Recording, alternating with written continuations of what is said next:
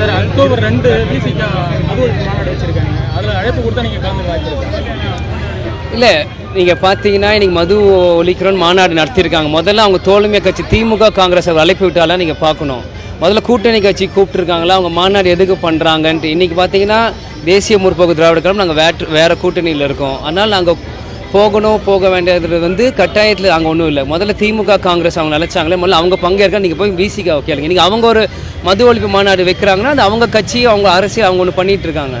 அது என்ன நடக்குதுன்னு பார்ப்போம். பட் இருந்தாலும் பிசிகாவுக்கு நேரத்தில் தேசிய முற்போக்கு திராவிட கழகம் சார்பாக வாழ்த்துக்களை தெரிவித்துக் கொள்கிறோம். தேமுதிக ஆரம்பிச்சு கேப்டன் எதிர்கட்சி தலைவர் லெவலுக்கு வந்தார். இப்போ விஜய் கட்சி ஆரம்பிச்சிருக்காரு. அது போல ஒரு தாக்கத்தை தமிழகத்தில் ஏற்படுத்துவார். அது விஜய் செயல்பாட்டில் தான் அது இருக்குது. என் கருத்தில் அது ஒன்றும் இல்லைங்க. செந்தில் பாலாஜி விடுதலை இருக்காரு. இது என்ன பாரு, தியாகம் செஞ்ச ஜெயிலுக்கு போன, ஊழல் செஞ்சு ஜெயிலுக்கு போனார். நூற்றுக்கணக்கான பெயில்கள் தாண்டி இன்றைக்கி தான் ஒரு விடுதலை கிடச்சிருக்கு. இது சொல்கிறதுக்கு ஒன்றும் இல்லை. தப்பு செஞ்சவங்க தண்ணி குடிச்சு தான் ஆகணும். அந்த மாதிரி உப்பு தண்ணி குடிச்சு தான் ஆகணும். அந்த மாதிரி தப்பு செஞ்சுருக்காரு. ஜெயில் தண்டனை போட்டு அனுபவிச்சிருக்காங்க. அது இவ்வளோ நாள் தள்ளி இன்றைக்கி பெயிலில் வந்திருக்காங்க.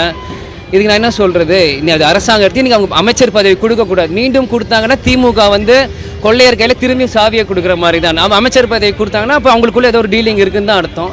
அதை கொடுக்காம தவிர்க்கணும். இதுதான் நாங்கள் சொல்லுவோம்.